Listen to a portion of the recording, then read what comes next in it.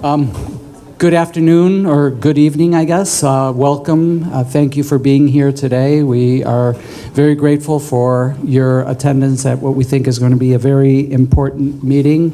I would like to, first of all, I'm Javier Botan. I'm the superintendent of schools here in Portland Public Schools, the proud superintendent of this amazing district. So I'm very glad to be here and have this opportunity to share with you a little bit of what we are trying to do around the issue of proficiency and college admission. And I would like to thank Deering High School Principal Greg Palmer. Hello, Mr. Palmer. Thank you for hosting, as always. This is a great school with a great tradition, and it's awesome to be here today with all of you. I also want to take a moment to thank the Maine Community Foundation. The Maine Community Foundation is a huge supporter of our parent university, and today's event is the kickoff of our parent university for this year. Parent University is part of our Portland Promise. One of the goals and strategies that we laid out was to build a structure where our parents could learn together, could learn from each other, could learn from experts on topics that are very relevant in the moment, and so this is definitely one of those opportunities. So I'm very grateful that you're here for Parent University, and there won't be any grades out of today's class.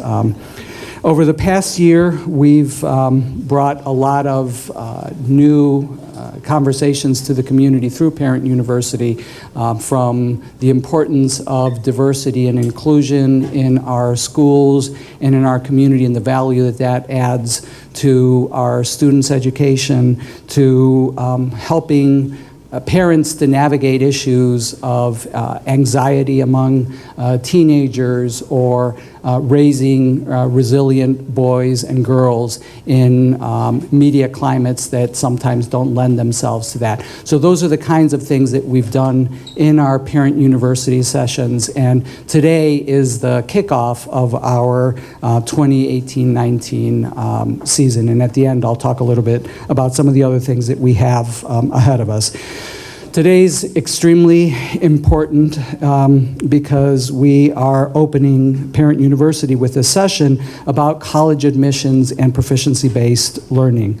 And we're very grateful to have with us today this distinguished panel of college admissions counselors that are going to help us understand how our colleges and universities routinely accept students that are graduating with proficiency-based diplomas. And as a parent of a junior, this is, as I'm sure for many of you, an incredibly relevant and timely topic.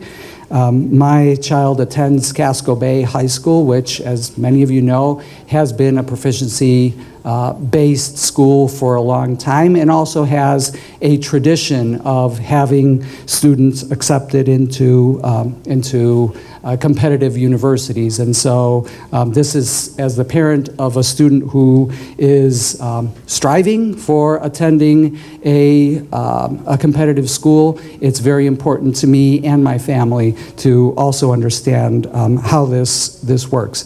We know that students are able to get into selective colleges coming from proficiency-based schools. That's the Casco Bay example. And we hear all the time from colleges that they look at their students holistically, that they don't just look at one particular indicator, that they look for lots of different things, and that's hopefully what we will hear today. They accept students who have had very normative experiences in high schools, as well as they accept students who have been homeschooled and students who anywhere in between that continuum. So they are used to looking at students who come from different types of schooling experiences. And so we're going to hopefully hear from our experts on this topic. We're also going to spend a little bit of time today talking about why we as a district are so committed to the idea of proficiency or competency-based learning. Our Chief Academic Officer, Assistant Superintendent Malia Nally, is going to be talking to you in a little bit about our district's beliefs about learning, which are based on research as well as what I think all of us would recognize as good practices for teaching and learning. And those are the basis of the commitment that we have as a district to the work that we're trying to do. And I want to sort of give a plug for my forecaster column. That's a monthly column that we write for the forecaster. And this year, Ms. Nally and I are doing that together, and we are, in each of our monthly sessions, we're focusing on one of those learning beliefs as a way to sort of illustrate with live examples from our practice in our schools what that actually looks like. So, look, this past month was on holding all students to high expectations, and differentiation and how kids enter at different places is what this coming month, that's what October's editorial is going to be about. So before I move on, I just want to recognize Grace Valenzuela, who you met earlier. Grace is our director, our executive director for communication and community partnerships. And her team, particularly Nanette Dyer and Jay Butcher, who are here today, they are the ones that make Parent University a reality. You met them at check-in. Jay's back there with his camera taking pictures and posting them, and this wouldn't be possible without the work that they do. And so I'm going to turn it over to Grace to just guide us through what we're going to be doing today. So thank you. So for tonight's sequence of program, here's what we're going to be doing. So we will start with an overview of proficiency-based learning and how we operationalize that in Portland Public Schools. And then we will proceed with presentations from our panel members composed of college admissions officials. They will speak directly about the impact of proficiency-based or competency-based learning on college admissions. And following the presentation is the question and answer segment.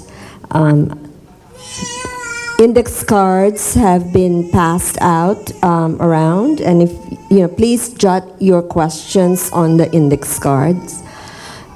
That will really help us. We are going to collect them because we want to also create on our webpage a question and answer page regarding proficiency.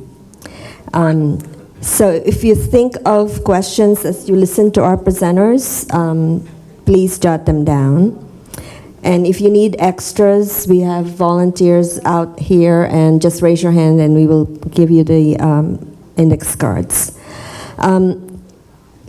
So at this time, I would like the presenters to introduce themselves, and so if you could state your name, your position, and affiliation, and I will do the same for our PPS staff who will eventually also be part of the question and answer segment later on. Perfect. My name is Seth Katz. I'm Assistant Director of Admission at Sarah Lawrence College in Bronxville, New York. Hello, everyone. I'm Aaron Hellum. I'm Assistant Director of Admissions at Hampshire College in Amherst, Massachusetts. Hello, I'm Anuli Iluabache. I'm a Senior Assistant Director of Admissions at Colby College in Waterville, Maine. Hello, I'm Caroline Berlin. I'm an admission counselor at Bates College, located in Lewiston, Maine. Hello, I'm PJ Singh, Senior Associate Director at University of Southern Maine. Good evening. My name is Chesa Blaya. I'm Associate Director of Admissions for University of New Hampshire in Durham, New Hampshire. Hi, I'm Sheila Jepsen. I'm the principal at Portland High School. Hi, I'm Stephanie Doan. I am a teacher at Casco Bay High School. Hi, I'm Greg Palmer. I'm the principal at Deering High School. And hi, I'm Malia Nally, and I am the Assistant Superintendent of Teaching and Learning. And should I take it away from here, Grace? Yes. Okay, great. So we know that you all are eager to hear from our panelists tonight. Sorry about that.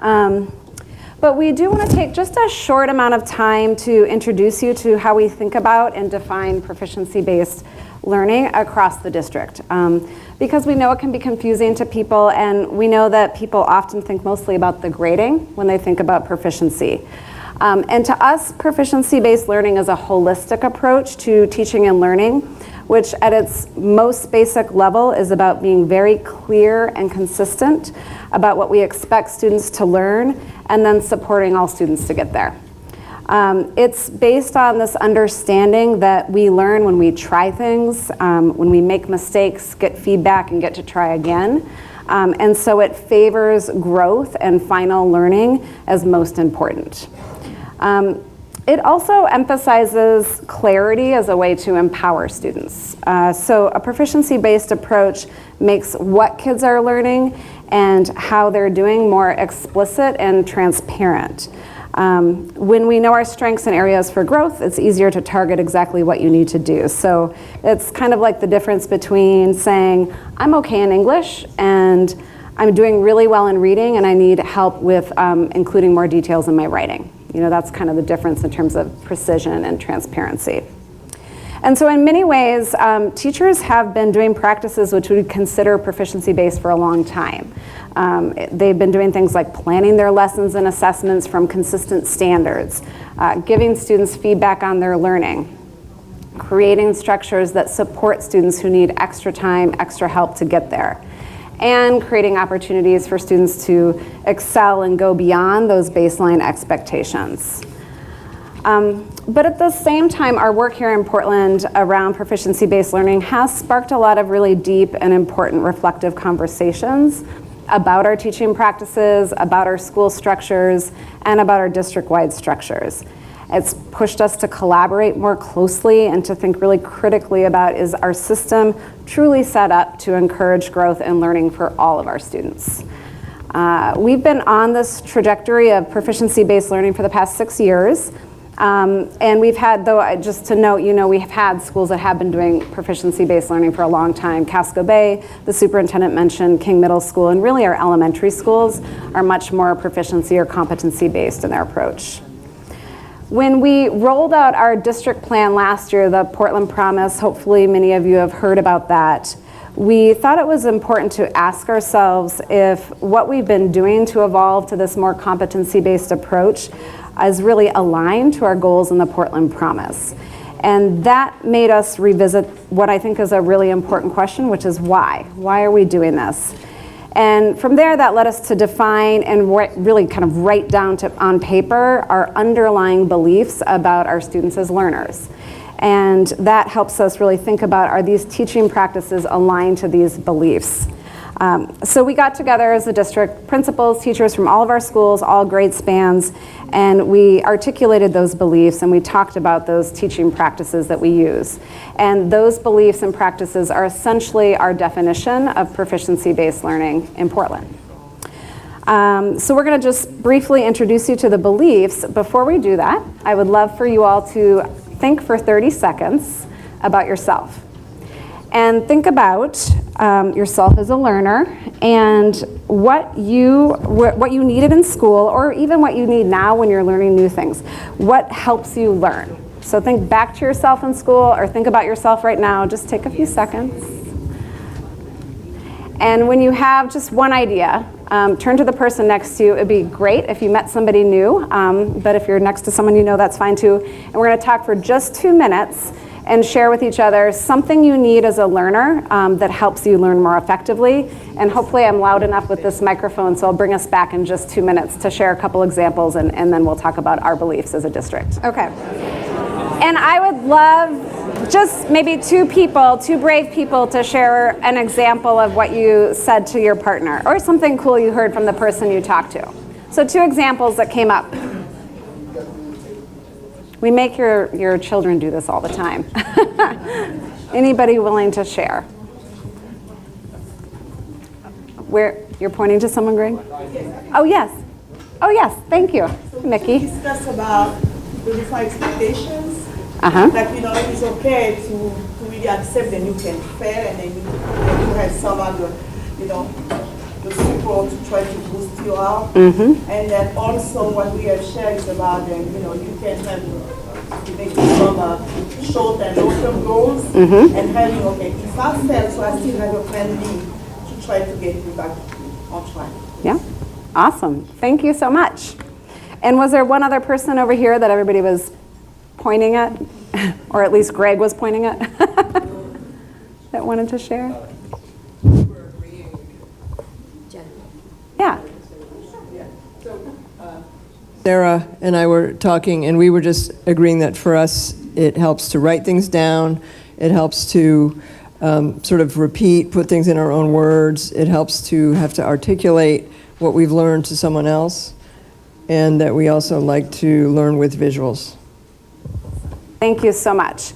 So you're going to see in a second some of those ideas are reflected in what we've defined in our core learning beliefs. And again, these beliefs undergird then the kinds of practices we promote and practice together as a district. So last spring, we had a forum for the community as well, really diving into what proficiency is. And during that time, we had many of our principals define these beliefs in their own words, which we think is the most effective way to understand them. And so we're going to play the short video clip of our principals doing that, just to help you understand what our beliefs are. And the principals from our secondary schools, as well as a couple academic team members, are here to just briefly help describe what the beliefs are and why we hold those about learning. So let's start with Ben for belief 1. Good afternoon, everybody. I'm Ben Donaldson, the principal at Moore Middle School. And our first belief about learning is that all learners can rise to high expectations. So the Superintendent Botana spoke about this briefly, that when all of us were in school, the expectations may have been here for some kids, here for others, here for some others of us. But one really core belief that we all share and are working on in our buildings is that we need to be really clear and explicit about what our expectations are for kids, and then our responsibility is to help support them to get there. And kids perform a lot better when they know what's expected of them, because they can rise to those challenges and perform. And when they come up short, we put plans in place to help them get there. If they're beyond the expectations, we can put supports in place to continue to push them and challenge them to go forward. So the first belief is all learners can rise to high expectations. Hi, I'm Sue Ellen Santiago, principal at Lincoln Middle School. The second belief is learners have different strengths, needs, and starting points based on who they are and what they've experienced. They learn in different ways and different time frames. I think that since I first became a teacher over 20 years ago, I think I fundamentally believed this, but what that looked like in practice in my classroom was I designed one lesson and one assessment, and everyone did it on the same day, and it was due on the same day, and we moved on. And you either got it or you didn't. And what is so amazing, I think, right now with a proficiency is that this belief is really coming to life in our classrooms. Our teachers are saying, we recognize that students come from different elementary schools, from different countries. They come with a set of different backgrounds and core beliefs and knowledge that they things that they have and they bring to the table, and that we can't treat them all the same. And so our teachers are trying to figure out, because it's not as easy as it sounds, how you really provide that time and space for kids to learn in their own way and at their own time frame, while still staying on track and on pace to be exposed to and to meet grade level standards. So it's great that we're talking about this one, because I think it's forcing us to look at, yeah, it's nice to say we believe it, but are we really putting it into practice? Hello, I'm Sheila Jepsen. I'm the principal at Portland High School, and I have belief number 3, which is that academics, work habits, and social emotional skills are equally important in school and in life. And at the high school level, we talk about having students be college and career ready. And I think things like we think about what do employers want and what do students need when they go to college. So things like being able to work together, being able to problem solve, being able to have a strong work ethic, relate well with others, communicate in writing and verbally, be flexible and adaptive, show initiative, and have empathy. I mean, that's really what we want to make sure our students are leaving us doing. So the academics are important as well as those skills, because the future belongs to those who can apply their learning in different situations when they leave us. Therefore, learning belief number 3, that academics, work habits, and social emotional learning are equally important in school and in life. Come around here. Good afternoon, everybody. I'm Carlos Gomez. I was a world language teacher for about 25 years prior to taking on the role of language development director for the district. And my belief here is that students can learn better when they feel empowered and when they feel capable. And what that really means is that students take ownership, students become invested in their learning, and that's when you begin to gain momentum and you begin to go deeper and deeper into a subject area. So what that looked like in a world language classroom is at first, students are a little bit shy and a little bit hesitant, but gradually as they can make choices about their learning, about when and how they can express themselves, and they feel that they have small successes along the way, that sort of breeds some confidence and eventually will lead to deeper learning. And that's something that's repeated in multiple human learning activities, from walking to talking to driving to ice skating to just about anything. And that's something that we feel is an important piece of our work here. Good afternoon. I'm Kaitlin LeClair, the principal at King Middle School. My belief is learning in diverse groups prepare students to thrive in an increasingly diverse, complex, and connected world. And I think that we would all agree that we are very fortunate and have the privilege to teach and learn in a school district that has the gift of a very diverse population, and all that that presents for us as an asset in our schools and in our greater community. And so we believe as a group that we need to do everything that we can to promote and to support that within our schools.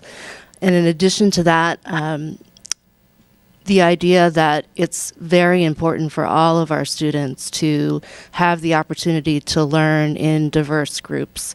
And that's within our schools. And also, we're very lucky to be in the city of Portland. And so we have the opportunity to also give our students the chance to work in diverse groups within our larger community.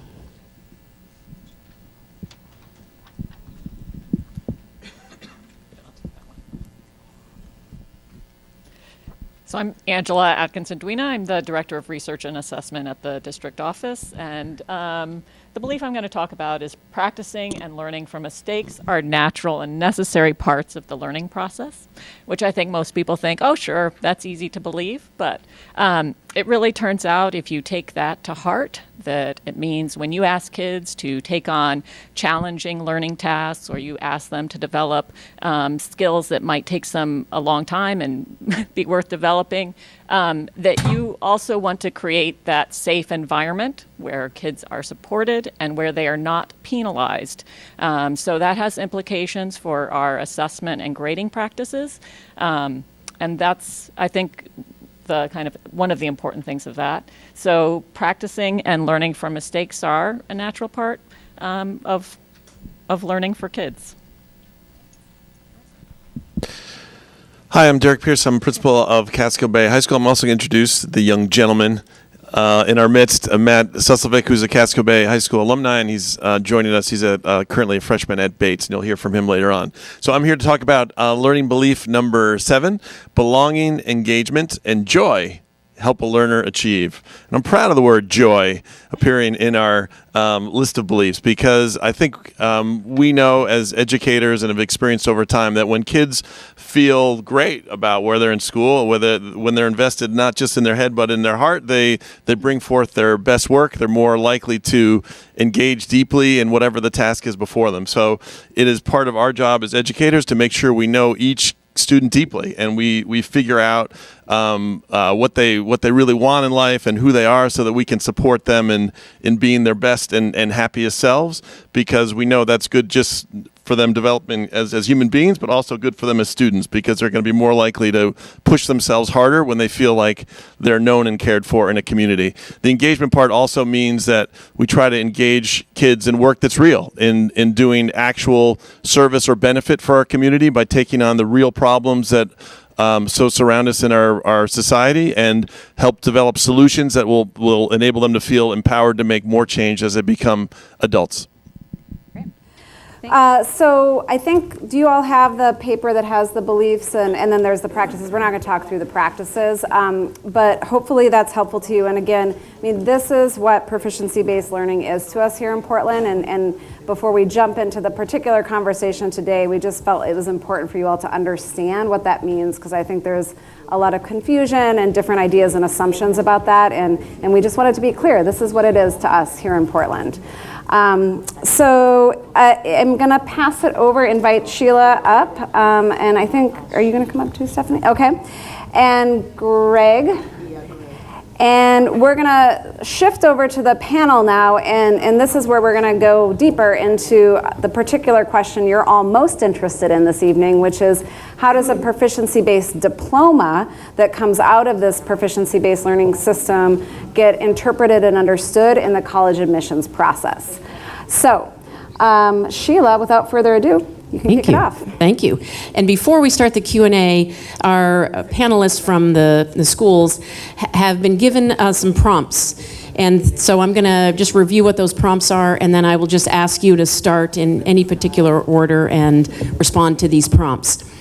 So, and you have about 5 to 7 minutes each, panelists, so then we can get into Q&A. So the first prompt, I'll give all three of them together. How are courses, grades, and other experiences considered in the admissions process? First prompt. What habits of work and learning should students have in order to be successful at your institution? And what can high school students do now to have a strong, competitive college application?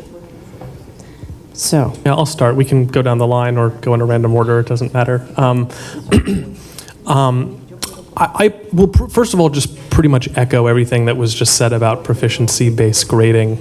I will come out unequivocally and say I think it is a very good thing. That is my personal view, and I will be happy to talk about that more later. But for now, I want to focus on the role that this plays in college admissions. And the first thing that I want to do is talk about the actual process of reading applications at Sarah Lawrence. And it's going to be a little bit different for each of us. We all have different processes. And one thing that I also want to echo that the superintendent mentioned is that all of us up on this panel have seen such a wide range of applications and styles of transcripts over the years. Obviously, Casco Bay is one example of a school in this district that already uses proficiency-based grading. And in fact, we have a Casco Bay alumna who works in the admission office at Sarah Lawrence, so that is a very, sort of living proof that of the successful outcomes that can happen with proficiency-based grading. But I have even seen applications from schools such as St. Anne's in Brooklyn or Lehman Alternative Community School in Ithaca, New York, which do not have grades at all, but in fact rely entirely on written evaluations. Those are a little more time-consuming to read, but those students have also been accepted to Sarah Lawrence. So I just want to dispel the myth, perhaps, that seeing a proficiency-based transcript will be anything new to any of us, or that it will be confusing, or that we won't know how to properly assess it. Now, the reading process at Sarah Lawrence. When I am reading an application, The transcript is not actually the first thing that I look at. Certainly the academic transcript is an important component of the application, but before I get there, I am looking over a student's personal information, who are you, where do you go to school, where do you live, and then going through the common application, what extracurricular activities are you involved in, what kinds of commitments do you have outside of the classroom. So I'm just kind of getting to know the student as an individual. And then I read the common application essay. Not every school is on the common app, but we are, and that includes a personal essay. So again, I'm learning about the student and who they are as a person, not just as a student, but as a person, and getting a sense of their writing ability as well, because that's certainly a factor that we look at very carefully in the application process at Sarah Lawrence. And then once I've read the extracurricular activities, read the personal essay, then I go on to the counselor recommendation. Again, this is learning about who the student is and what some of their strengths are. And then I get to the high school transcript. And this is one other thing that I want to explain, because I don't know that everybody is aware of this, but when your school sends your transcript or your student's transcript to a college, they include with it a school profile. I'm not sure that everybody is aware of this, but the school profile gives basic information about the demographics of the school, some of the basic statistics, and they will also usually explain a little bit about the grading system. I've read applications from schools that grade on a 1 to 4 scale, or a 1 to 7 scale, or a traditional A through F scale, or don't have grades at all. This is why the school profile is there. The school profile is intended to explain to the counselor reading the application how students are assessed in the classroom in terms of grades and evaluations and things like that. So even if I were a new counselor and had never read any applications and seen any transcripts before, I would still have a very useful context for the application that I'm reading through the school profile. So that's just a little bit of insight into the process of reading applications, which I hope gives you some reassurance about the care that we take when we, at least at Sarah Lawrence. Again, we all have different processes for reading applications, but certainly at Sarah Lawrence we take a lot of care when we read each application. We are not just looking at the numbers, but we are trying to get to know each student for who they are as an individual. And we are not only looking for students who will be successful in the classroom, but students who will be strong community members, bring something positive to campus as well. These are equally important factors. Excuse me, I personally feel that proficiency-based grading encourages students to focus more on their actual learning and development rather than simply on getting the highest possible grade. I don't know that a student who earns an 87 in a class necessarily learned less than a student who earned an 88 in a class. So I actually do appreciate the nuance that a proficiency-based transcript brings to the table. It tells you more than, how many points out of 100 a student earned, and tells you a little bit more about where those students have excelled, how much effort they have put in, and how much they have engaged in the actual learning process. And this is very similar, by the way, to the way students are evaluated at Sarah Lawrence. Students at Sarah Lawrence do receive traditional letter grades, but they do also receive written evaluations from their professors. And again, I think this allows students to take some of the focus off of a grade, which is sort of an objective measure of how you did in a course that someone from the outside can look at, and putting that focus onto the student's actual learning. Because high school is not just a stepping stone for college. High school is a time of learning in its own right. So I have a lot more to say, but I'm going to pass the mic for now. Maybe we can talk about John Dewey a little bit later and his influence on modern education. Experiential learning and proficiency-based learning is nothing new at Hampshire College. We've been doing that since our inception almost 50 years ago now. What makes Hampshire unique in why proficiency-based learning is something familiar to us is because of the structure of our academic programs, which requires our students to be self-directed and self-motivated. Over the course of their academic career at Hampshire College, our students customize their own majors in close collaboration with faculty advisors, so that we don't have pre-selected majors that students choose from a nice little menu. They come with their own passions and their own interests, and over time develop their own questions that they want to seek to explore, which all culminates in their final year, which is dedicated to a year-long independent project, something they make to put into the world.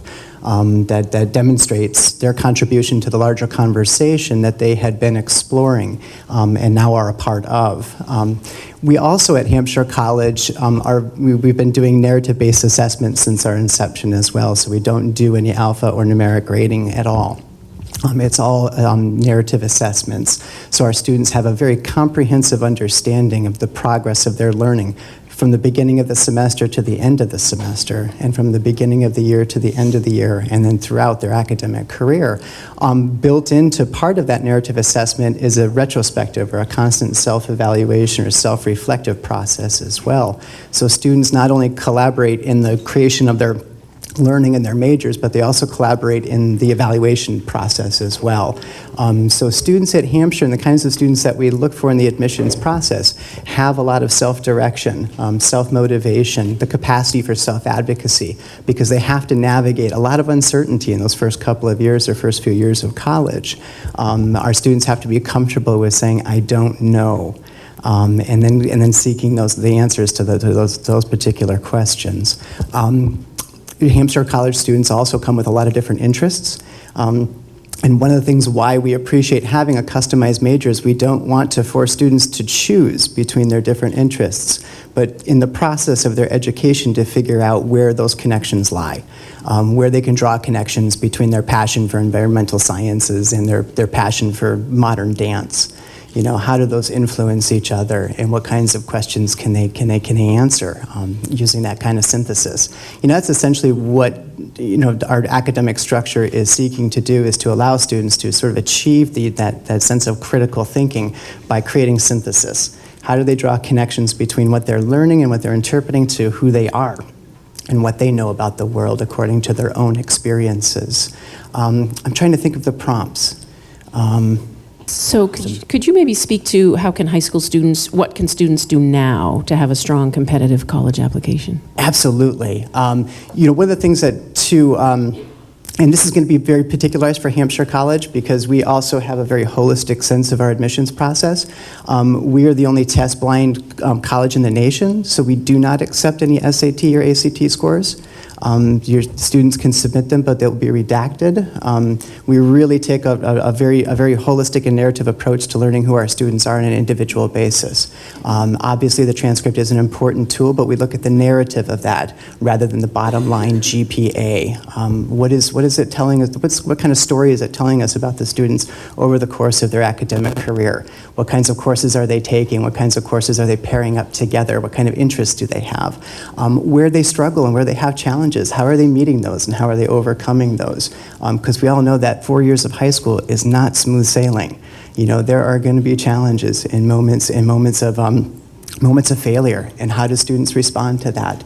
How do they create a sense of self-motivation and a sense of ownership?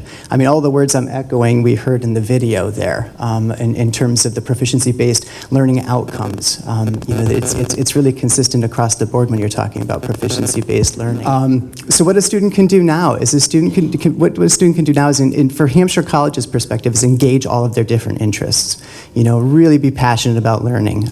Take ownership of it. It feels right now, especially for students who are being prepared for college, like Seth had mentioned, as a stepping stone, that's starting to feel like college is now career preparation.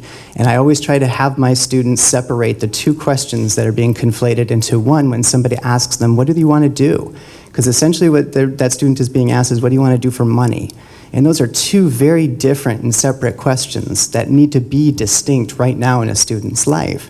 Education should first and foremost be an act of self-exploration. who a student is as a person, as a citizen, before they ever start to think of themselves as an employee or a consumer.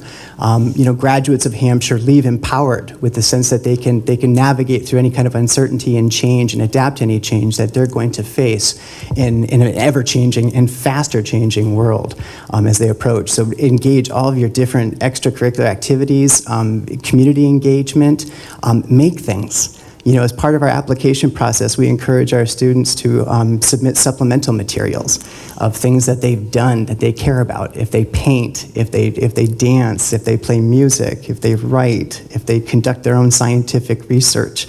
We love to see that because, again, that gives us a sense of what drives a student. What they really want to pursue and how much self-motivation they have. I'm trying to think if there's anything else I can add to that. I think I'm going to pass the mic, and we'll probably we'll touch upon other stuff, throughout this conversation. I think as we pass the mic down, you're going to hear the same thing kind of repeated over and over. So I'll try and talk about different things. So the first thing I'll answer is the admissions process at Colby College in Maine. And what might be a little bit different from the other schools is we practice what we call a team-based evaluation. So that just means there are more than one person just reading the application, and we're kind of going back and forth about each student. Today's Wednesday, so this past Monday, Colby announced that we are now test optional. We think that there are many other attributes to a student that will tell us if they're going to be successful at our college, so we have removed the testing portion from that. There are other things that come in the application. I know Seth mentioned it earlier. We're on the Common App, so there's a part where you can talk about your extracurricular activities that will kind of tell us what you're engaged in, what you're passionate about, what you've tried, what you're looking forward to trying. You'll have an essay to tell us your story, right? That's something you have complete control over. Maybe not necessarily your grades or something a letter of recommendation says, but an essay that you can tell a personal story. I know the prompts are all different, but they pretty much give you free range to talk about something. We look at those as well. We want to hear your story, something that's personal and unique to you. Something else that we're looking for in our admissions process is that intellectually adventurous student, right? So there's so many different curriculums out there, there's so many different schools out there, there's so many different offerings out there. So we want to see what you have been given opportunities to do and those that you've taken advantage of. So if your school, has sports teams, then did you try out for a sport? Maybe you don't like sports. Maybe you joined the chess club, or you've done something that you've engaged in and loved, and maybe even taken leadership opportunities in. So we look for things like that. There's so many determining attributes that will tell us if you are going to be successful in our type of learning environment. And so we're definitely looking for that in the application. I think one of your prompts was, what should students have in order to be successful at your institution? So I think he also touched upon it just now, but I think intellectual risk-taking is something that's going to be common at all of our colleges. We want our students to be self-starters. We want our students to take advantage of opportunities that are going to be at our individual colleges. And particularly at Colby, and I'm sure in many other institutions, we do value global experience. So we want students to not just stay on our campus, we want students to have that drive to leave and go beyond campus and experience things outside, whether it's academics outside or an internship or research.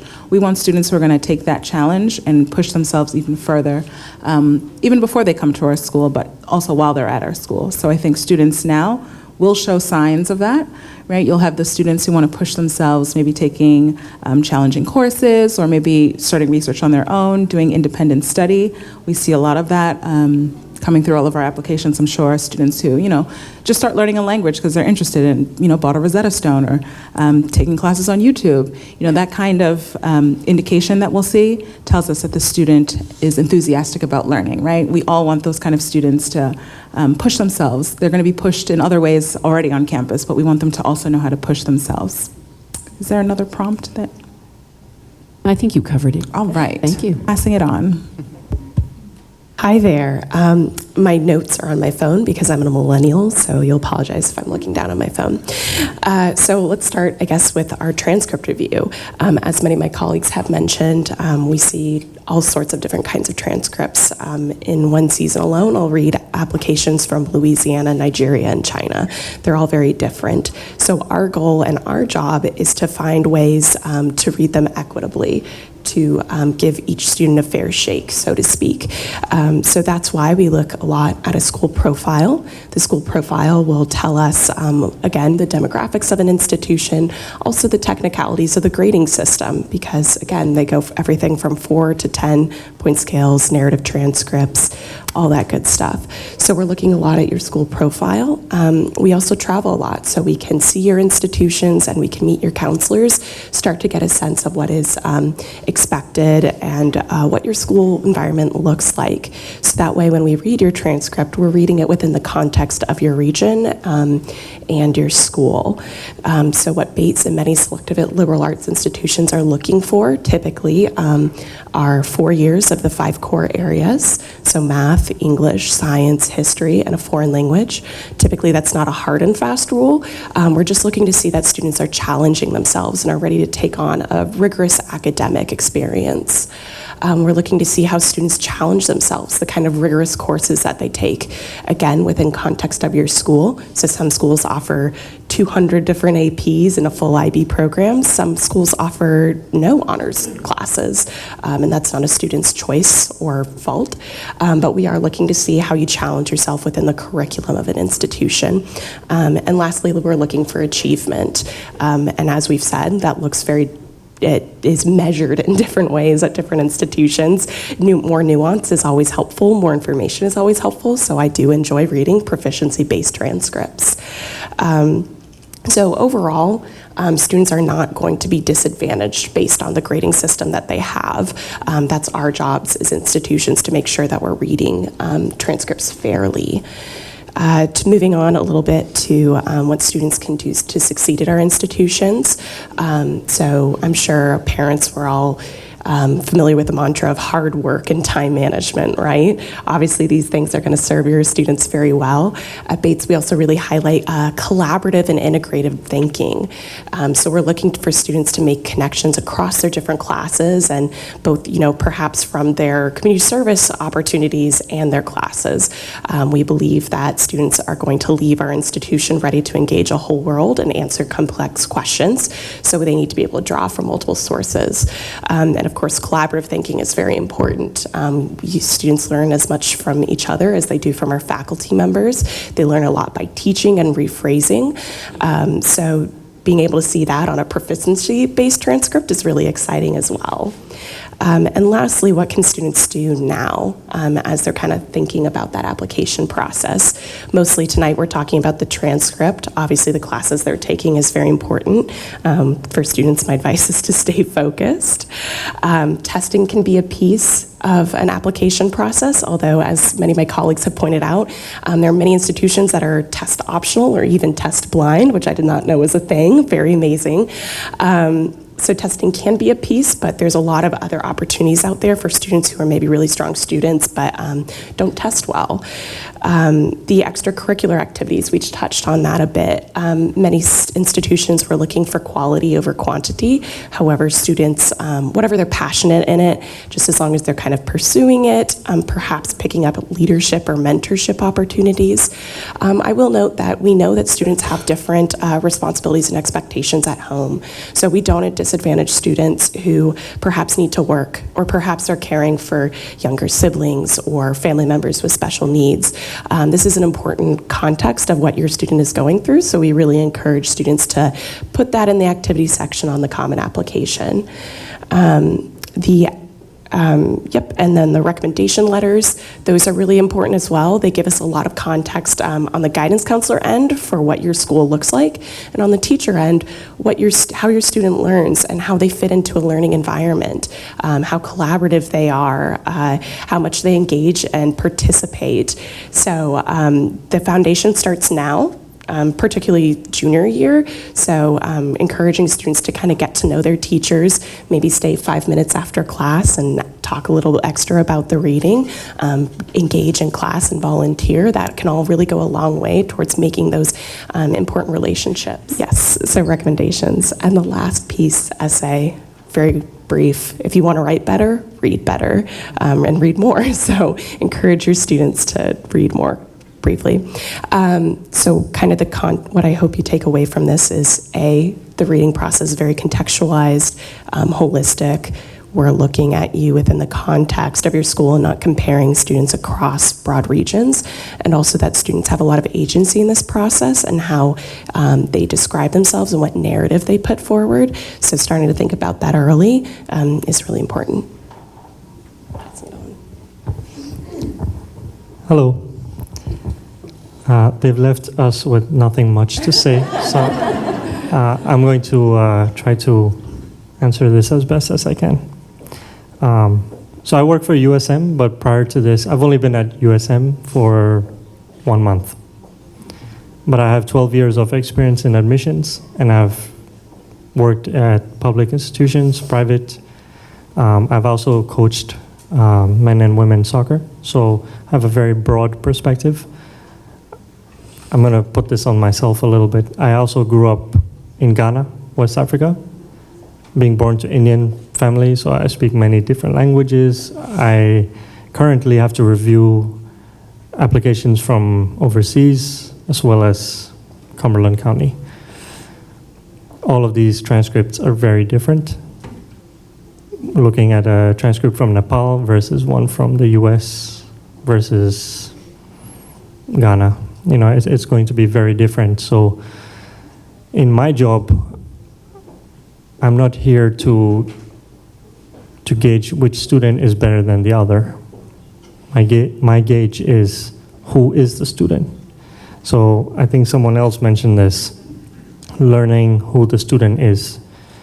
I was not one of the best test takers, but I can speak 6 languages and I can do all these great things, and I've worked everywhere else, right? I never thought I could get here. So for me, when I am trying to interview a student, my first thing before I even look at the name and write down to personal statement. I want to see what story you have to share, because I know I had one, and I know there's many, many, many out there who have better stories than myself. So I want to know who the student is, what they have been doing at home or at school. As far as the admissions application process, they've all said it, we're holistic, we look at everything. Recommendations, I'll tie this in a bit with what students can be doing now. Be involved. I went to a small school in Maine. I'm from a city, and I went to this little school in Maine where people would consider there's not much to do. So my biggest advice to any student right now is get involved in extracurricular activities, whether it's sport or clubs. You mentioned chess, I think. Even if it's work, you know, some of us have to work for our families. Include that. We want to know who you are. And you may know what you want to do. You may also have an idea, but it's not always possible. A lot of students change what they want to pursue in college. So our job is to guide you, not tell you you can or can't do something. The best way to prepare for that is narrative. In my experience, some of the best students I have ever had, and proficiency-based transcripts learning has been around for years, way longer than the whitest beard I have here, you know. It's been around for a long time. I've reviewed transcripts, and some of the brightest students I had and best people I have known went to schools at Massachusetts, California, from proficiency-based learning system and not a 4.0 grading. At USM, we have merit-based scholarships. Our merit-based scholarships are GPA reliant, so we look at your GPA to award you. What we have done is we have created a table, which Baxter Academy, I'll use them as an example, and we take the school profile, we will call the guidance counselors, teachers, whatever is needed, and work with the school to create an equivalency so that we can award your child, student, we can award these students what they deserve. The biggest thing I would like to leave you with tonight is that no student is at a disadvantage by having a proficiency-based transcript. Our job is to serve. We're here to serve you and your student, and that's my biggest thing is we're here to help. So thanks. I know they covered a lot, so I changed it up a little. Perfect, thank you. You took all my lines. Great. So similar to what you've heard from the panel, I think the key takeaway for tonight would be that parents should trust that we as educators have the students' best interests at heart. When we're reading applications, we're always looking for reasons to admit students.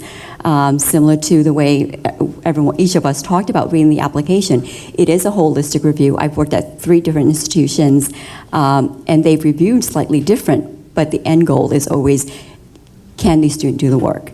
And so when we're reviewing applications, I always like to start off the essay because, again, we know that students are more than just numbers. We want to know who the person is behind the application. Similar to when you're looking at colleges, you'll notice that colleges have very different personalities. When you're flipping through view books or watching the videos, you'll notice that everyone's smiling, it's always sunny. But when you step on campus, it's very different. And so those are key things that we're looking for as well. So beyond the transcripts, again, we're not going to penalize a student depending on where they go because it's beyond their control. So obviously we're going to keep the communication lines open with the school to understand what the grading skills are, what classes are offered, so that each student is being evaluated fairly. Great, so when we're, again, going back to the competency base, students are not at a disadvantage, but when we're reviewing applications, it's all the intangibles that we're looking at as well. The personal qualities, we're very interested in how you spend your time after school. So it's really the quality of your involvements and not the quantity of your involvements. It's very easy to be a member of 20 different clubs, because all you have to do is write your name on a piece of paper, but we want to know what your passions are, what you're most committed to, and those will be the key things that will distinguish you from the various applicants that we're reviewing. And will help us know how you may be able to contribute to our community as well. So things to keep in mind. Teacher recommendations are also extremely important. I always tell students that if you're asking for a recommendation letter, don't necessarily go to the teacher where you got the A from. I can tell you exactly what the teacher will say, that Sarah's a great student, participates in class, does all her homework. You may want to ask for a teacher that you may have really struggled in, but persevered because you asked for help, you went after school for tutoring sessions, and that teacher may be able to share key things that your teacher where you got the A from may not be able to share. So again, focusing on the personal qualities that will help us distinguish you from the various applicants is something that you want to focus on when you're submitting your applications to the various colleges, because those personal qualities would, again, distinguish you from everyone else. Test scores, UNH does require test scores, either the SAT or ACT. I always review the test scores last. Not my favorite, I was not a big test taker either. It does raise some red flags for us. If you've been a modest student, not challenging yourself, but you score really high in your test scores, what does that say about the student?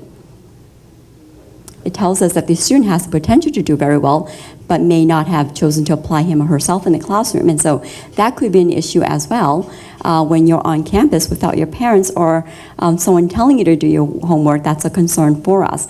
So we want students, we prefer students who are able to apply themselves in the classroom, who take the initiative, who take ownership of their coursework.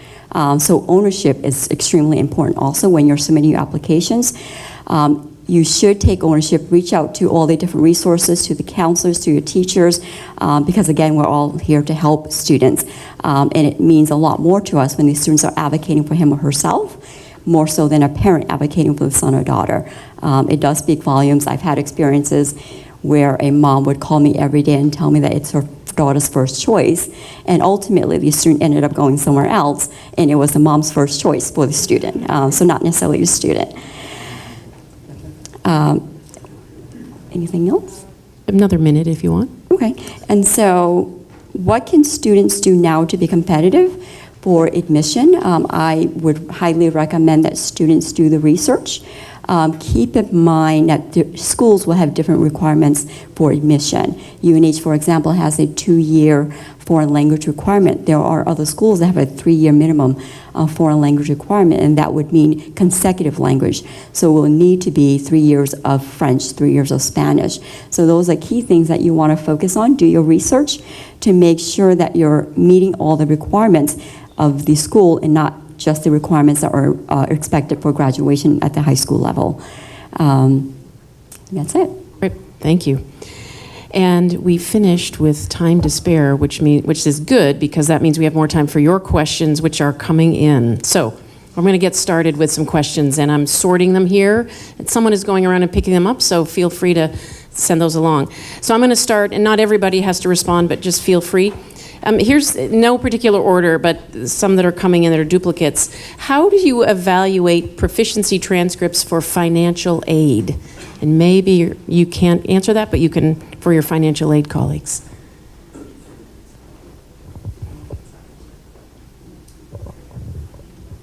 So I'll answer from the need-only based perspective. So Bates is an institution that does not offer merit aid. We only offer need aid, given that we meet 100% of students' demonstrated financial need. So the transcript, like academic performance, doesn't play into your financial aid. Once you're admitted to our institution, we meet 100% of your need. If a merit school might want to... Whoever. Yep. Sorry.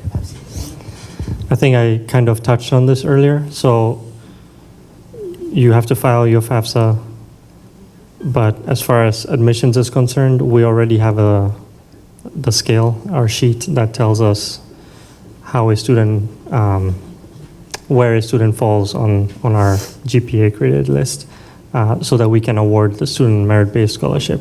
So once we in admissions award you, it's followed by what financial aid will award. So hope that answers your question. Okay, anyone else on the financial aid piece? Or? Yeah, just really briefly. Sure. When we determine our merit-based scholarships, we look at the strength of the application rather than using any kind of hard numbers at all. So it really is a holistic assessment, not only for admissions, but also for financial aid in terms of merit-based need. Thank you. Here's another question. How do IB, which is International Baccalaureate, AP, Advanced Placement, and Honors influence your evaluation? I think some of you touched on that a bit. Do you value a student who stretches on courses or on honors courses and performs average to good, or one who doesn't stretch and is graded at a higher level? We definitely look at the rigor of the student's transcript, and we base that off the school report that the counselor will submit. So just because you're coming from an AP school, not every AP school is created the same. Some of them do have caps, for example, for students. Maybe you can only take 3 APs, even though the school offers 10, and another school that offers 10 says students can take unlimited APs. So everything is very... It depends. Our favorite thing to say, it depends. So every student has their unique and personal context, academically speaking. So we have to look at, does your school offer honors, or are you taking honors somewhere else? Do they offer APs, or are you taking APs somewhere else? There's a lot of context that comes with that. So I would say it depends on each student individually.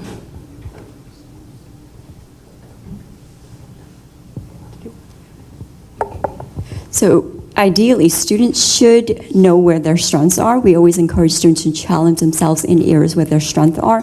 If you're not a math student, don't take the AP Calculus, because when you're struggling in that class, chances are you're going to struggle in the other classes too. So it's extremely important for students at the high school level to know what their strengths are, to work with their counselors, and help them identify classes that are most appropriate for them. Thank you. And this is sort of in the same vein. Applications from an English language learner student. Do colleges have a different way of reviewing applications for an English language learner? And what supports are there for those students in your college?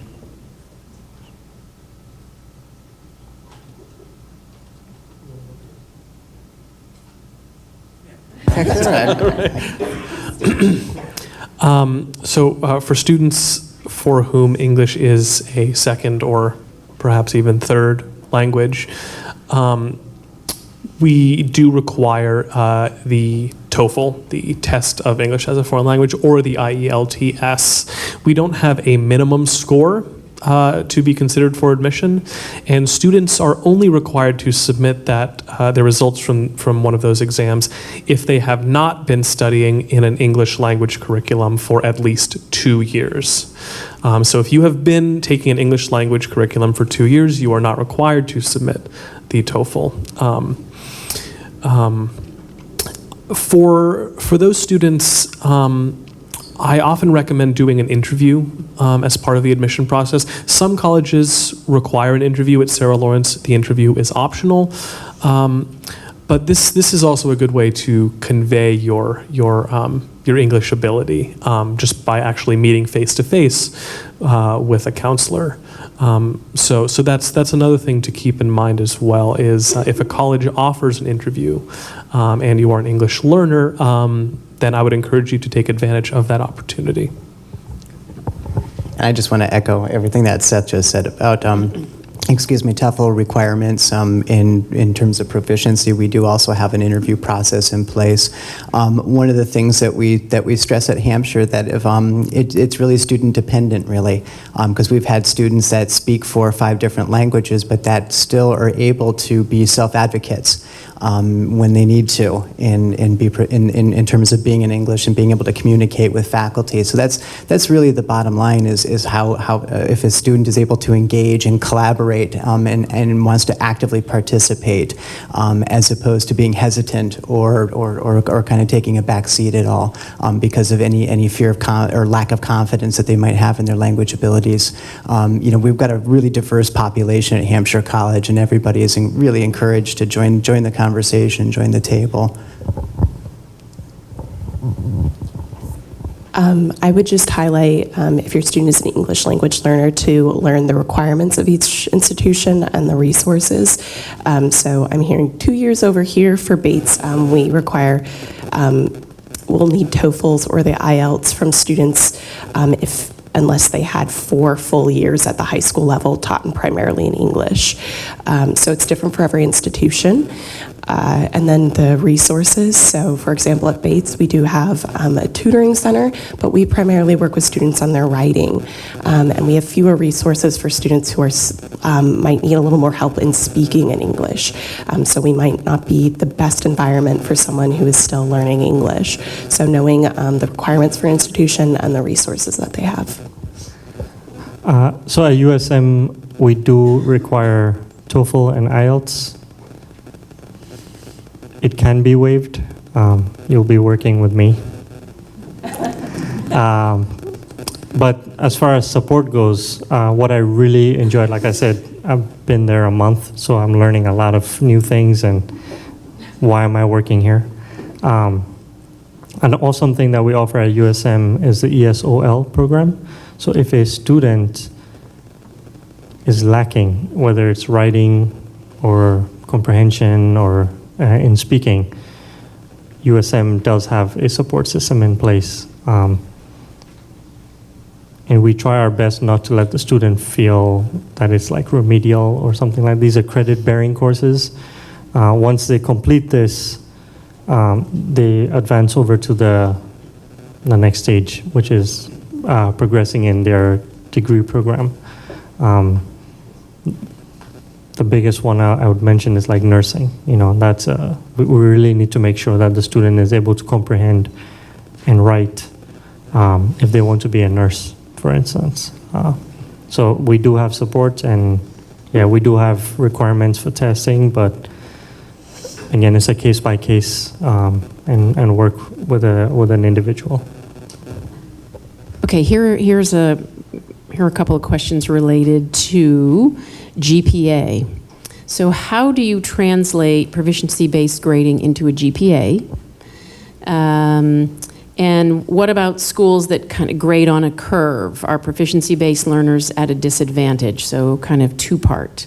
Translating a GPA, translating proficiency-based grades into a GPA, and are students at a disadvantage?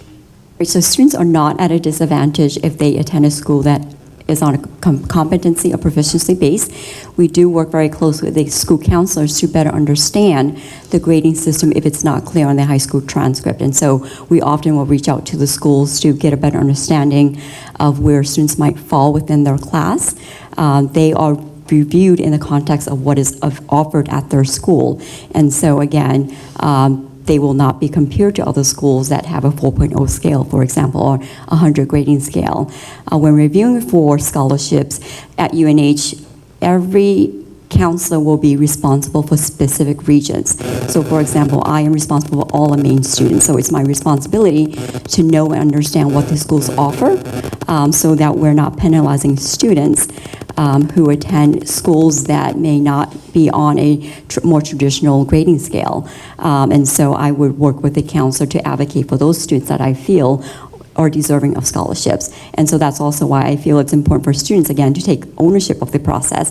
If they have questions, reach out to the counselors who are reading the applications, because then it also helps us be able to put things into context. Does that answer? Right. Anybody else want to add anything there? 3 questions, just. I'm sure. So this was around how do you translate proficiency-based grades into a GPA? Good, we don't.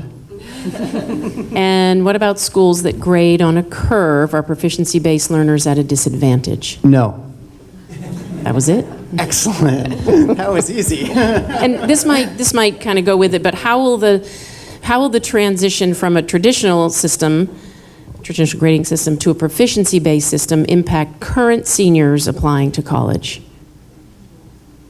Good question. I just really briefly wanted to answer the translation piece. I know every school, they always publish their average GPA, and that often can mask the variety of things that we see.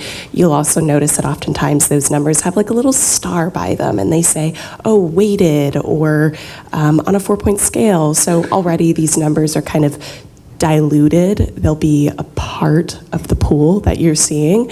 So we do publish our average GPA. I do tend to tell parents to not freak out about it as much. So keep in mind that these numbers are a little massaged everywhere and are not the full picture. As for how students transitioning, again, as we've all been saying, students are not going to be a disadvantage for that. That's what the school profile is for. They're going to tell us about that transition. That's what the guidance counselor recommendation is for. They're going to tell us about that transition. So for the most part also, when schools are transitioning to, it must be me.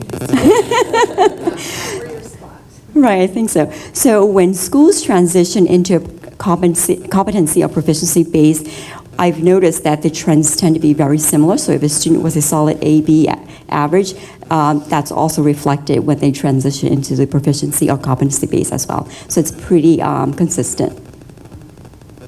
So I'm going to give college counselors Can I quickly? Some schools will also, I did this at one of my other institutions, so we will recalculate if necessary. So some schools will give you an initial, the old transcript, and then the new transcript, and so we will work with you, right? That's the biggest thing, again, no disadvantage. So you can take a break for a minute. I'm going to bring in a couple questions for Mr. Palmer and Ms. Doan. So some of this is around how was this introduced to students, students being kind of confused about their progress and reports, and classmates also being confused about the process. So I feel like there are a couple of questions here, sort of daring questions. I think that's probably one of them. So as far as communicating with students, we've put out a lot of information. All advisors have met with their students. I issued a letter to all students with all the salient details. And actually on the first day of school, I met with each class and discussed it with them as well, and then their advisors have spoken to them. I've been going to classes, meeting with students, meeting with advisories. We've had presentations through the PTO. There was a presentation last spring. That's where the recording came from. We had a pretty detailed presentation, I think, at Open House. We're here tonight, and we're going to keep talking and discussing all year. I would also say that, you know, if the proficiency ocean is 1,000 miles wide and at its deepest point 1,000 feet deep, we're about 8 feet out from shore, knee deep, really. We're using the same symbols. We've compressed the scale a little bit, but I would also emphasize this, that Portland Public Schools has been transitioning in this direction for several years and was going to begin the system a couple years ago and waited to work on the details a little bit more. So I think that conversation's been out there, but at the end of the day, we have more things that are the same than have changed. We're still, whether any of us think this is, people have different opinions on different aspects. Students are still being ranked. We still have leveled classes, honors, AP, etc. We're still using a traditional GPA, so students will still graduate with a 94.33 GPA, that type of thing. And there is, because the district has been transitioning for several years, teachers have been transitioning for several years as well. So when students say that they are confused, we are working hard to talk about the, I think, pretty small changes, but changes with them. But those changes existed last year, and in the year before that, and the year before that, with many of their teachers. So there were teachers at Deering High School and Portland High School who were grading on a compressed, smaller proficiency type scale when their colleague across the hall was not. And students weren't talking about it because they probably didn't fully understand it. What they knew is if they worked hard and were persistent, they were getting good grades in both classes. There were differences in practice between those teachers, but I think it's actually heading toward more consistency across all classrooms in a scale that students were being graded on already. We had seniors who graduated last year, and some percentage of their GPA was out of a classroom that was more proficiency-based than a classroom next door, and so it was a real mixed bag. Now I think there's more consistency, but ultimately if we were to sit here and talk tonight about all the things that haven't changed, it would be a much longer presentation than to talk about the things that have changed somewhat. Ms. Stone, do you want to speak to that in terms of your experience at Casco Bay? Yeah, I don't think a whole lot too much has changed at Casco Bay, because this is a system that our students are very are aware of and seem to be very comfortable with. I think one of the things that I'm very appreciative of is the work that we've done as a district has helped our teachers at Casco Bay become very articulate, and I think very specific in being able to communicate the standards themselves. That was very valuable work that we did as a district, and I think all 3 high schools are benefiting from that now. So I'm going to come back to the schools here. If you could please speak a little bit about, this one is, so my child is a strong student. He's probably already proficient by most school metrics. Feels like the incentives to work have been removed or decreased. And of course, he wants students to do well, and he wants there to be a way for his accomplishments to be recognized. And how will that happen? So one of the things that the question alludes a little bit to one of the changes at Deering is that our retake policy, and again, every teacher had some kind of retake policy last year. Some were, they were different. They were all different. And so now we have a consistent one. So every student can retake an assessment that counts to the final grade at least one time, and they get the score that they earned if they retake. In fact, they get the higher of the 2 scores. And that's for any student. So if a student does really well on an assessment, they get a 96 on it, say, and they want to retake it because they think, oh, you know what, I think I get 100 on that. I made a couple of silly mistakes. I'd like to give that a go again. They can practice a little more with the teacher. Probably the teacher will only have them focus on the work that they struggled with, not the whole assessment. And they can go from a 96 to 100. So and that's true also for a student who struggled more and maybe got a 74 the first time around. They can retake. So students are still going to have different GPAs. Done studies in schools that have done this work, and typically the highest achieving students remain the highest achieving students. They're going to have individual GPAs. There's not going to be 2 GPAs. There are going to be a whole range of GPAs, 2 numbers, 2 decimal points. So there will be distinction, and those students who are working hard and persisting throughout the year are still going to rise to high achievement and be recognized as such. On that, while you're there, can you talk a little bit about formative assessments and why are we not reporting on formative assessments? Yeah, so 2 types of assessments. Formative mean it's practice and it doesn't count to the final grade. Schools have always had them. We didn't always call it that. There's always been work that students have done that wasn't counting to the final grade. Now we call that something. We call it formative assessment. It's practice. Learning theory suggests that you cannot learn anything unless you make mistakes. And we want students to be able to practice without penalizing them. So we are, but summatives, which means it's counting the final grade. There are plenty of those. You might practice, summative. Practice, summative. We are reporting on your students' formative assessments. It is in our grade report, so you will see how they're doing on them. They're receiving grades for those formative assessments, so you can still see how they're doing. And and it'll be a distinction. You'll see the distinction that those formatives do not calculate to the final grade. The summatives that are leading up to do calculate to the final grade. So you'll see all of that. Okay, so there are a couple of questions here around what specific outcomes are expected by the district using proficiency-based learning? More college applications, lower dropout? Anybody want to?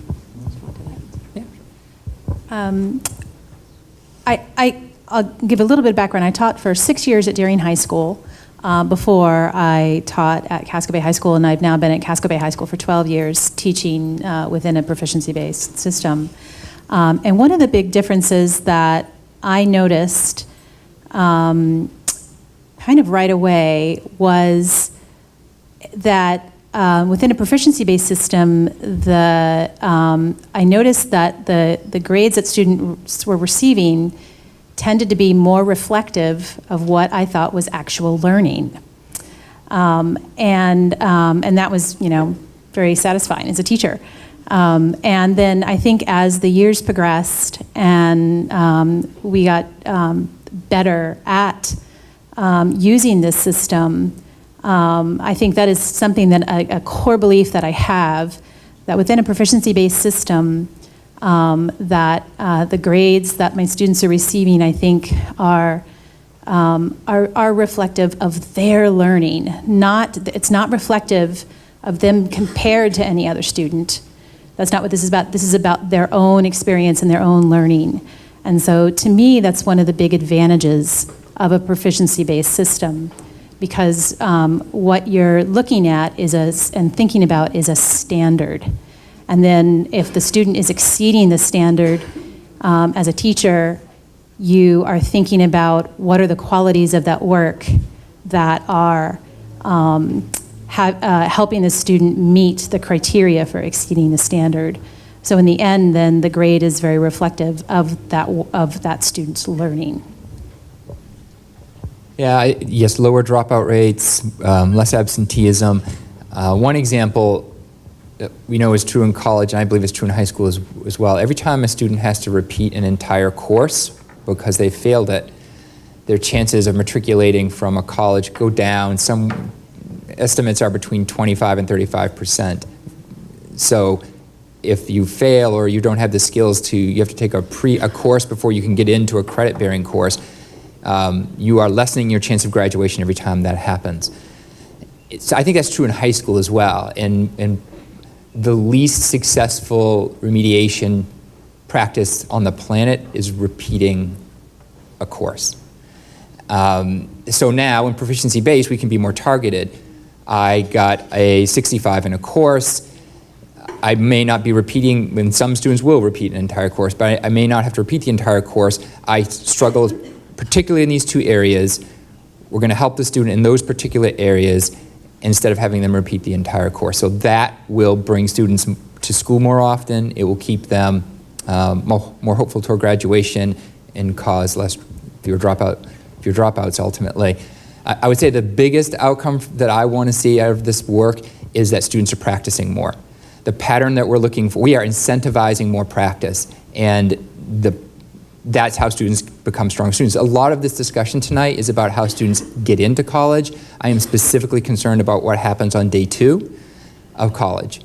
So we want them to have stronger skills, more deeper content knowledge, so they stay in college, they're strong in their college programs, and they matriculate with strong records. So the more they practice, students do some work, we give them some feedback to a rubric, we ask them to come back, we incentivize the retake, they do some more work prior to the retake, they're better because they practiced again. So we are specifically looking for additional practice to strengthen skills and content knowledge.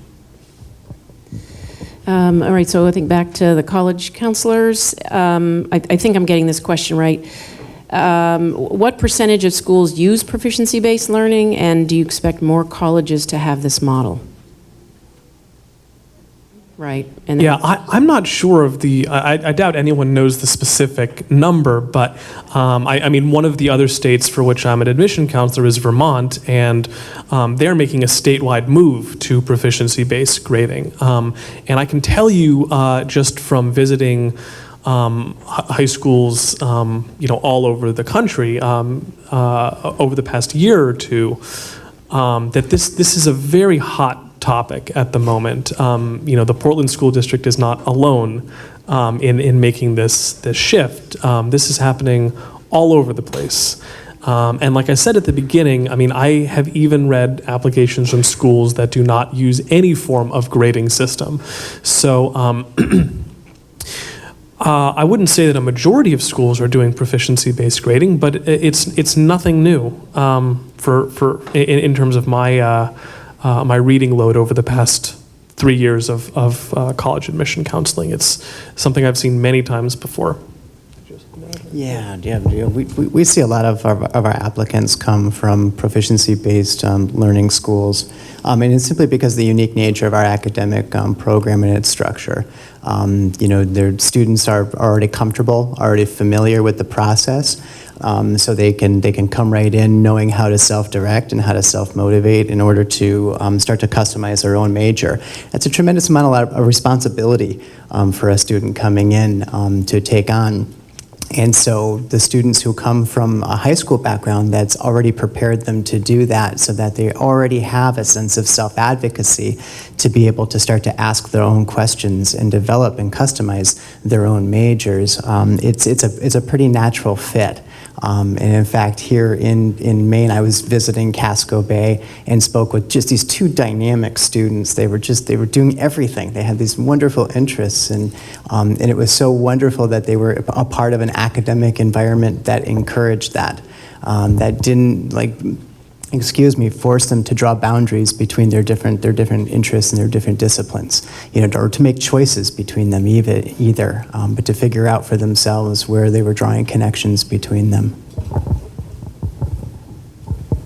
And there's a question here about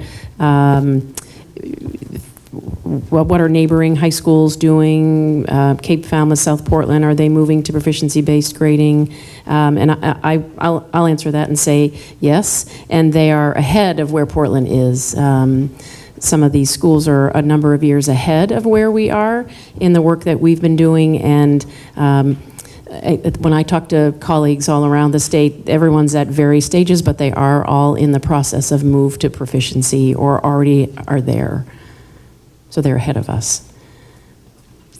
And I'll answer this one too. How will mixed grades on a grade book or transcript be reconciled? what I can say is a transcript that comes from our schools is one transcript, and it will represent your child and what they have done. As some of my colleagues know, if we have 65 teachers, we have 65 different grade books we have over the years, because no teacher does it the same. I think what this does now is that we're getting closer to people looking, the grade book looking similar, and making sure it's understandable to you. But in the end, the transcript will be a reflection of what your child has done, and it will represent your child really well. And do you have another question? This is on. There we go. At Hampshire College, students Hampshire College belongs to the 5-college consortium. It was actually created by professors from the 4 other institutions in the area, which include Mount Holyoke, Amherst College, Smith College, and UMass Amherst. And Hampshire students have access to be able to take courses at all of those institutions. And so their transcripts end up, having numeric and alpha grades on them, in addition to the narrative assessments that we do, the narrative evaluations. And I think a common question that we have asked from parents is, well, what does that look like? And I think as our students graduate and move forward into pursuing either higher levels of degrees or into the professional world, having those 2 different forms of assessment indicate that a student can thrive in multiple academic environments. So it's something that expresses a strength in students, that they have those abilities to adapt and adapt to whatever change they see happening within the different courses. So I think it's valuable for our students that go on to graduate work. Graduate schools look at that and they see that these students in particular are challenging themselves by placing themselves into different kinds of academic environments as well and thriving. So I think we've covered the questions that I've received, but are there other questions out here we didn't get to? Could you just describe what the transcript will look like at the end of the year or the quarter? We're looking at Infinite Campus right now. It's very difficult to figure out how my daughter is doing, and what the diploma will look like. All right.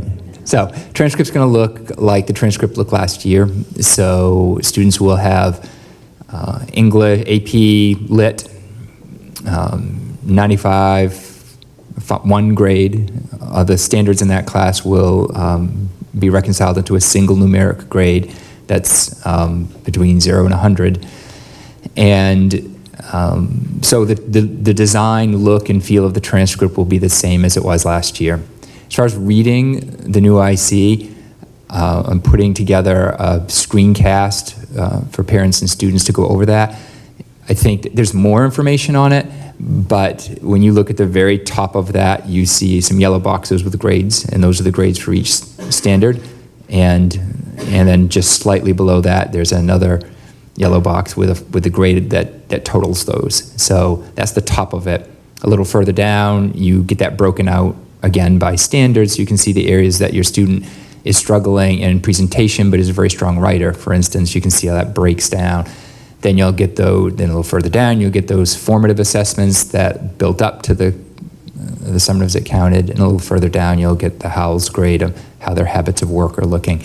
So we're doing a screencast with shots of the grade book, and we'll put that on the webpage for everybody, and then any questions, we can sit with you and go over your students' IC like tomorrow if you want to go over it specifically. They will. 95.33, 91.67, 2 numbers, decimal point, 2 more numbers. Yeah. Is this working? Oh. Stephanie, I'm going to put you on the spot and just ask about your experiences that when you had children that graduated from Casco Bay and entered into the college world, and what that experience was like for you as a parent. Yeah, I think that I had the same I think experience is what Javier had. I had a student at Casco Bay. By the way, I also had a student who graduated from Darien High School, so I had both. But that was a long time ago. But for Connor, who just recently graduated, I totally understand. Connor was applying to large state schools.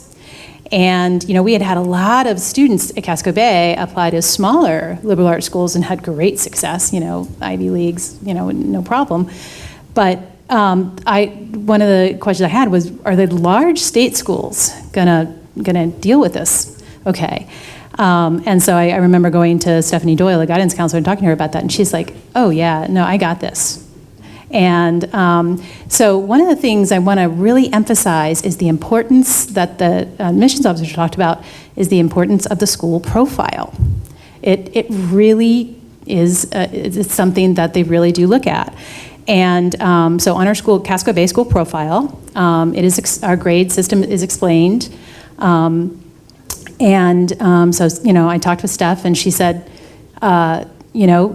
if you look at this, you can see that everything here is going to be explained. Our experience through his college admission process was a very successful one, I think. Every school that we expected that he should have gotten into, he got into. And now he is a sophomore, and he is at Virginia Tech, which is a large state school, and he is very academically successful. So I think, and I do think, and I think if he were here right now, I think he would say this, in many ways the grading system that he experienced helped to prepare him, because what we've said here a number of times is he was allowed to make mistakes. And those mistakes didn't necessarily equate to a penalty in grade.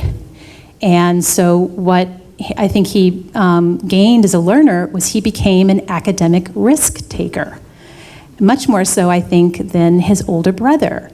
And so he was willing to really put it out there academically, and I think that if he were here, I'm trying to think, I think he might say that. I think that was something that for him was something that he appreciated about the grading system, proficiency-based grading system, and that experience that he had with it. So. Other questions from the audience?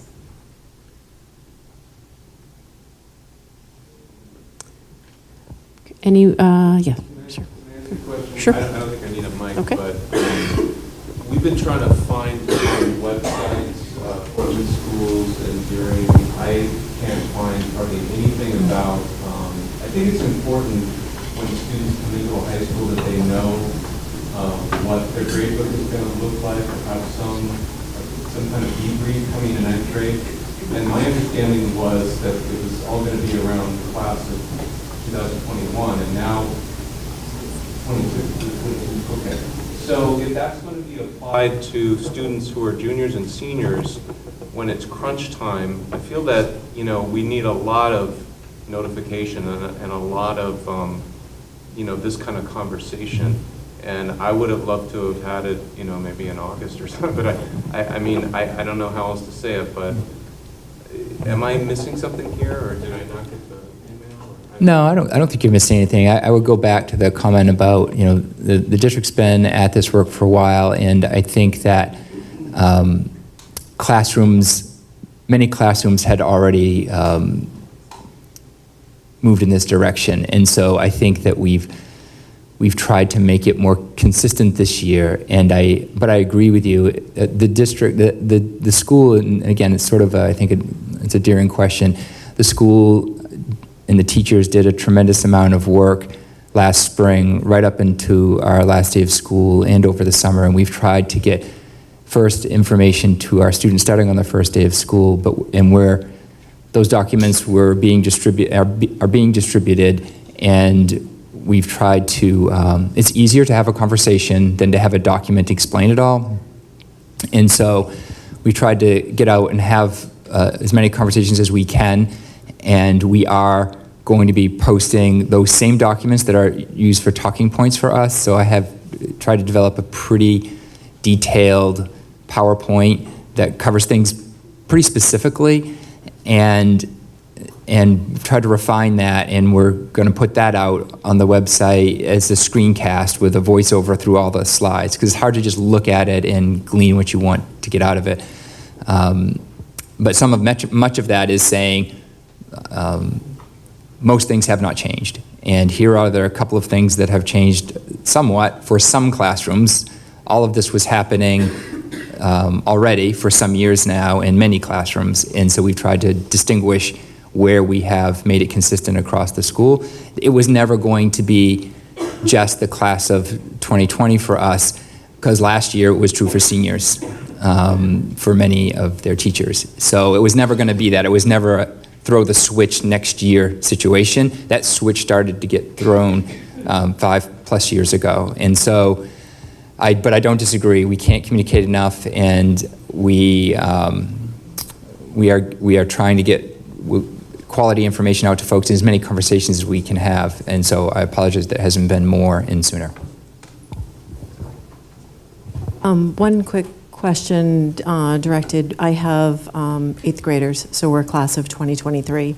You had indicated the kids are still graduating with a numerical grade at this point. Could you actually I'd love to hear from all 3 schools as to what that will look like for my children come graduation. So we've done a lot of work together. This work's been going on contemporaneously with Portland and Deering, and of course Casco has served as a model. So the Casco GPA is built off a 4-point GPA, but they have a GPA. Students are having a numeric GPA on a 4-point scale, which is like most colleges. So I think colleges don't struggle with that. Ours is still built off the 100-point scale. So a Casco student may get a 3.25, and a Deering student that may have maybe an 88.67. They're similar. And so Portland and Deering are working off a 100-point GPA. I think that's going to remain into the future. The only potential change would be to go to that 4-point GPA, but it would still be a GPA that is very readable by colleges and very recognized by colleges. But right now, there's no plan to switch off the 100-point GPA for Portland Deering. Follow-up question on that. So in the middle schools, they're being graded on a 1-point scale. They are, yeah. So how will that be explained to them when they are then transitioning back? Yeah. So I'm going to just repeat the question so that we get it here. So the question is, our middle schools are 1 to 4 grading, and how will that be explained to the incoming? Right.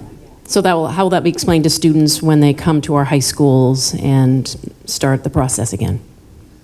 So students are transitioning from middle schools to all 3 high schools now, and so that conversation is happening already. I think we're pretty decent at that explanation with them. So for us, right now, that transition is a little less jarring because it's a little closer than in the past, which is good, I think. But we are all having that conversation. Students are going to Casco and having that discussion, which is, again, very similar to the middle schools, but not identical, I don't think. And the same, Portland and Deering are both having those conversations already. And I was going to add one thing too, which is for all of our schools, what's underneath these numeric symbols is a consistent way of understanding if a student is proficient in the standard, if they're not quite there, or if they're exceeding beyond. And so that's the framework that our students are getting used to in the middle schools. That language is what we use at the elementary level, at the middle school level, and we have common scoring criteria for each standard, which is built collaboratively by teachers across all of our high schools, and that's the backbone to all of this. So I think the communication is very natural because that experience of I'm meeting the standard, I'm not quite meeting it, or I'm blowing it out of the water will be consistent and is undergirding all of the grading systems.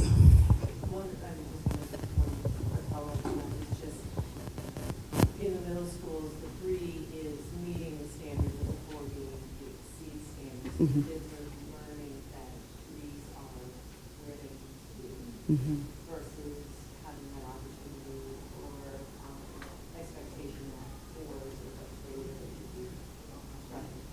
And we have a middle school principal here. I don't know if you want to say anything to that. But yeah. Just so the interpreters can hear. Thank you. So I'm Ben Donaldson, the principal at Lyman Moore Middle School. And you're absolutely right. We are on a 1 to 4 scale. Our students know that if they have 2s or 2+, that they are on their way to meeting standards. They're not there yet. They have more work to do. Our students know when they get to the 3 level that they are meeting the standard. They have gotten that far. They also know that there's a 3+ and a 4. Those are the next steps. So as I said in the video, wherever the kids start, the goal is to get all of them to 3 or beyond. So 3 is not a stopping place in middle school. And kids are learning that really well. We've been doing this system, this is year 3 for habits of work and learning. For academics, this is year 2. Our kids are getting it, and they should be coming home and talking about it. That was my thought earlier, is that we're training and teaching kids to be able to understand this stuff, and we're also working with families. But it's most important that the kids understand the feedback and the scores, and that they know what they can do next. That's the gold of this system, is that kids know far more about where they are and how they're performing and what their next steps are. So the 3 is just a start for some kids. It's the end for others. So. Okay, I'm going to close this out, and I want to start by thanking everybody for being here, and I also want us to give a hand to our panelists. That was fabulous.